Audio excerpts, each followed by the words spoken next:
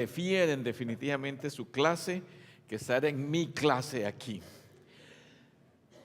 Muy bien, estamos iniciando un nuevo año, como decía al principio, es obvio para la mayoría, para todos. Hay algunos que no ven como un gran significado en el cambio de página de un año a otro, y yo creo que lo más importante en todo caso es que nos mantengamos enfocados en aquello que es relevante, que es importante en nuestra vida, no solamente el 1 de enero en adelante, sino todos los días, todos los días. De hecho, las personas que más triunfan, que mayor éxito tienen, son aquellas que aprenden a enfocarse en sus metas, en sus anhelos y luchan por ello cada día, a cada momento, no solamente en el inicio del año. Sin embargo, el inicio del año es una buena oportunidad para también reconsiderar cuál es nuestro camino, la ruta que queremos seguir en este nuevo año. Yo creo que también es una buena oportunidad. Cada día es un nuevo comienzo. Y bueno, hoy en particular la iglesia en general celebra lo que se llama la visita de los Reyes Magos. Quiero decirles, y algunos me oyeron predicar hace unos años atrás, en donde yo estaba, por decirlo así, desmantelando muchas creencias populares acerca de los Reyes Magos. Y la primera creencia que hay que desmantelar es que no eran tres. Se debe saber eso, no eran tres. Era una gran cantidad de gente que venía del oriente. Nadie hacía una caminata, un recorrido de unos 300, 400 millas en un grupito de tres, porque eran víctimas de asaltantes y peligros. Lo más seguro era una caravana de 100, 200 personas, que era lo normal, y quizás entre ellos habían algunos líderes representantes, pero la tradición dice que eran tres, porque como dice que presentaron 3 regalos, oro, incienso y mirra, dicen, entonces eran 3 reyes. Pero eso es un mito, eso en verdad no sabemos cuánta gente viajaba en esas caravanas, pero una cosa es cierta: recorrer 400 millas de donde venían ellos del oriente hacia Israel, no hubieran sido 3. Lo más seguro es que era una caravana de 100, 200 personas, pero está en la mentalidad, en la tradición de la mayoría de las personas de que eran 3 reyes magos, y hasta sabemos sus nombres, cosa que no es cierto. ¿Cuáles son los nombres? Melchor, Baltasar, Gaspar. Nadie sabe quiénes eran. Usted puede leer la historia que se acaba de leer allí en el Evangelio, no aparecen los nombres, nadie sabe. ¿Sabe usted que esta leyenda de que tenían esos nombres, Melchor, Gaspar y Baltasar, apareció 1000 años después de que se escribieron los evangelios? 1000 años después. Nadie sabe quiénes eran, nadie sabe cómo se llamaban, nadie sabe cuál era su apariencia, no sabemos nada. Lo que sí sabemos era que no eran israelitas, venían del oriente, probablemente de esa área Babilonia. Yo no sé cuántos han escuchado oír de Babilonia, pero Babilonia es lo que actualmente se llama Irak. Irak, esa área, eso era lo que antiguamente se conocía como Babilonia. O sea, eran extranjeros en la tierra de Israel, no eran nacionales, y por eso me llamó la atención esto que encontré. Mire, dice, está el policía en la frontera, y dicen los reyes: no somos inmigrantes, somos reyes magos, déjenos entrar. ¿Le traigo una imagen? Difícil entrar al país, especialmente con la administración que viene. Ahora aquí otra mitología, pero que es llamativo, que dice: Baltasar, lo que tenías que traer era mirra, no birras. ¿Qué hubiera preferido usted, mirra o birras? Birras son cervezas, por si acaso alguien no sabe por ahí. Ahora, una especulación siempre sobre los Reyes Magos. Como digo, todo esto es leyenda y mitología, pero dice: ¿qué habría sucedido si en vez de ser Reyes Magos hubiesen sido reinas magas? Miren lo que hubiera sucedido: no se habrían perdido, habrían llegado puntualmente, habrían ayudado en el parto, habrían limpiado el establo y habrían llevado regalos más útiles. ¿Qué les parece? A ver, ¿no son las mujeres más efectivas? Claro que sí. Ahora, ¿qué pasa si esos Reyes Magos, viniendo de tan lejos, los para un policía de tráfico? Y dice aquí, les dice: ¿así que ustedes van a Belén? Sí. ¿A adorar al Hijo de Dios? Sí. ¿En camello? Sí. ¿Siguiendo una estrella? Ajá. A ver, soplen aquí, por favor. Bueno, Lo puse porque hoy es el día de Epifanía, que es el día precisamente que se recuerda la visita de los reyes de Oriente. Y bueno, quiero respirar y basándome en las lecturas de hoy que tienen que ver con la aparición de esos reyes y también otras cosas que aparecen en el Antiguo Testamento, la primera lectura de hoy, quiero enfocarme en la práctica de la justicia. Para dejar una huella en este mundo debemos aprender a practicar la justicia. Es un concepto quizás un poquito nebuloso, no siempre muy claro, pero lo voy a explicar en ese momento. Pero significa hacer obras de misericordia. En la Biblia, practicar la justicia es hacer obras de misericordia, lo cual implica obras que beneficien al prójimo. Y un pasaje de la Biblia en el Antiguo Testamento dice: ya se te ha declarado lo que es bueno, ya se te ha dicho lo que el Señor espera de ti. Y miren, practicar la justicia, amar la misericordia y humillarte ante tu Dios. Noten lo que Dios espera. Digámoslo así, la voluntad de Dios no es oscura, no es como nebulosa, abstracta, incomprensible, sino que aquí dice claramente: ya se te ha declarado qué espera Dios de cada uno de nosotros. ¿Qué espera Dios? Miren, practicar la justicia. Miren lo primero que aparece: practicar la justicia. En segundo lugar, amar la misericordia, ser compasivo, ya voy a hablar de eso. Y al final, ser humilde. Ser humilde, humillarnos ante Dios, reconocer nuestra condición humana, y Dios nos ama en esa condición, pero reconocernos, ser una persona, digamos, orgullosa, vanidosa, que cree que no necesita de nada ni de nadie. Ahora, la lectura del Antiguo Testamento, si usted la revisa, dice que el Espíritu del Señor ha venido sobre mí. Usted la puede ver allí, la lectura de Isaías, pero esa lectura halla eco en la vida de Jesús. Y quiero enfocarme específicamente en esa parte donde dice que a Jesucristo le fue dado el libro del profeta Isaías, y cuando abrió el libro halló el lugar donde estaba escrito lo que acabamos de leer de Isaías. Miren lo que estaba escrito: el Espíritu del Señor está sobre mí, por cuanto me ha ungido para anunciar buenas nuevas a los pobres. Me ha enviado a proclamar libertad a los cautivos y a dar vista a los ciegos, a poner en libertad a los oprimidos, etc. Es decir, que cuando viene el Espíritu sobre la vida de Jesucristo, dice que va a hacer o lo va a empoderar para hacer ciertas cosas.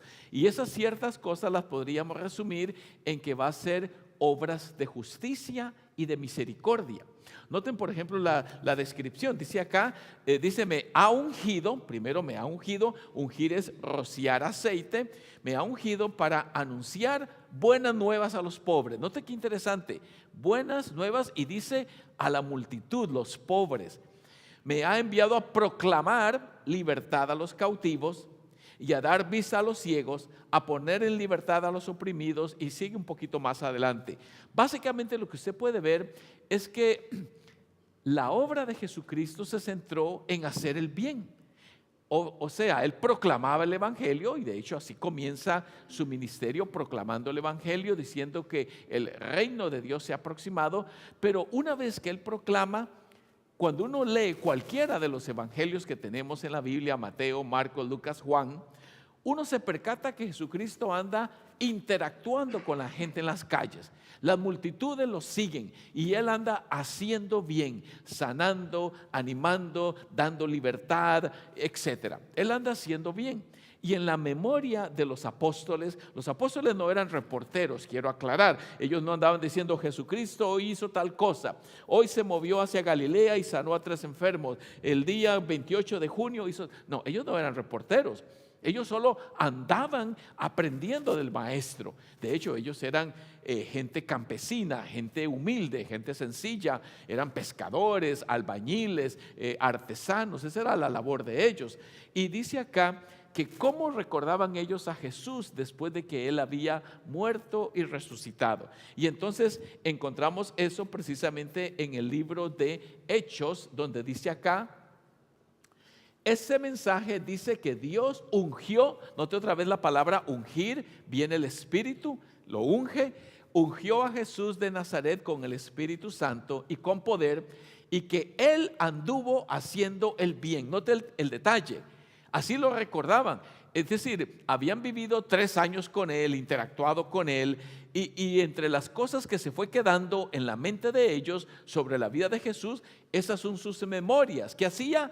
Anduvo haciendo el bien y sanando a todos los que estaban oprimidos, porque Dios estaba con Él. Es decir, las obras de justicia es ir a hacer el bien a los demás, es servir, es ayudar, es darnos por los demás. Y entonces Jesucristo es recordado, claro, por su muerte y resurrección que proclamamos cada domingo, pero en su vida en sí, lo que importaba, por decirlo así, para dar a conocer el reino de Dios era la acción social. Era el trabajo de interacción con los necesitados, sanando, multiplicando el pan, dando de comer, dando palabras de ánimo, curando a la gente. Ese era su trabajo. Y hay algo que ha caracterizado a la iglesia desde entonces. La iglesia ha seguido el modelo de Jesucristo, proclama el evangelio en palabra y hecho.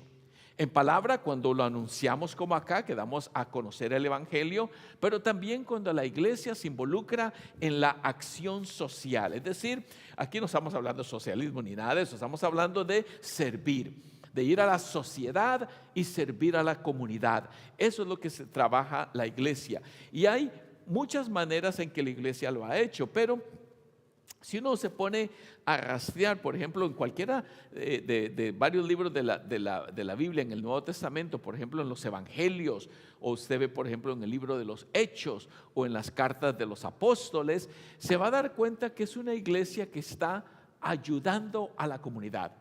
Por ejemplo, vemos a la iglesia en principio formando un grupo de viudas. La viuda en los tiempos bíblicos era como símbolo de llegar a, digamos, a la mayor pobreza, a la extrema pobreza, porque en una sociedad antigua como esta, la mujer estaba desposeída si quedaba viuda, porque casi todo lo representaba el hombre. Entonces la iglesia inició un ministerio de viudas para ayudarlas socialmente, y eso, con el pasar de los tiempos, de los años, las décadas, los siglos, llegó a convertirse en ministerios que el gobierno asumió como el seguro social para ayudar a gente necesitada, y varios otros programas. Tanto así, lo mencioné hace unos mensajes atrás, unos 2 o 3 meses, pero quería mencionar algo que es importante. Yo creo que todos nosotros hemos escuchado eso del retiro, ¿verdad? Todos estamos ahorrando para el retiro. Queremos apartar una cierta cantidad para que cuando lleguen nuestros años de vejez poder tener algún ingreso. Pues ese programa de retiro fue iniciado por la iglesia. ¿Sabía usted eso?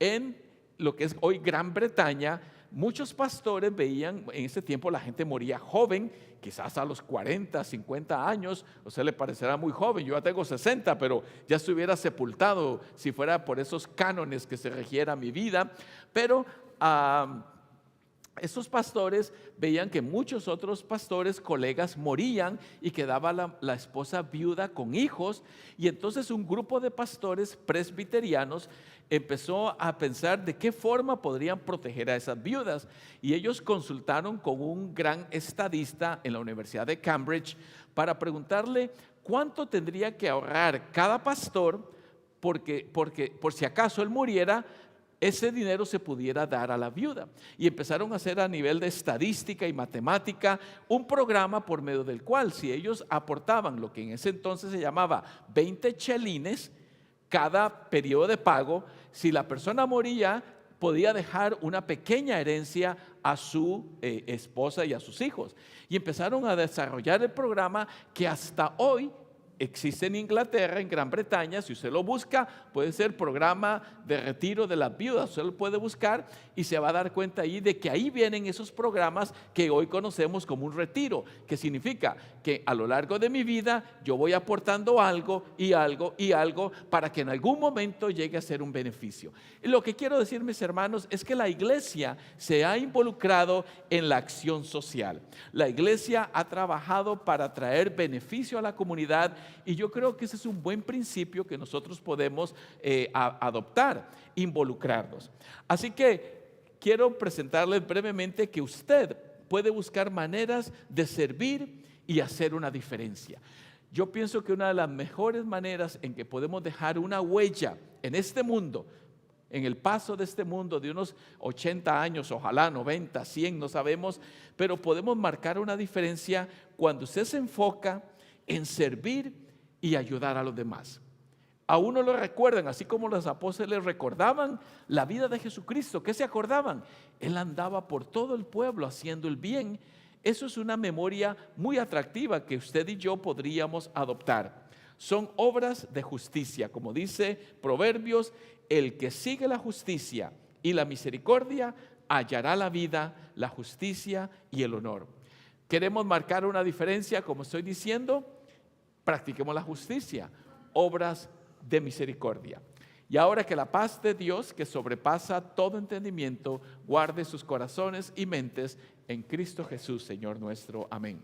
Nos ponemos de pie para cantar este cántico: Brilla Jesús.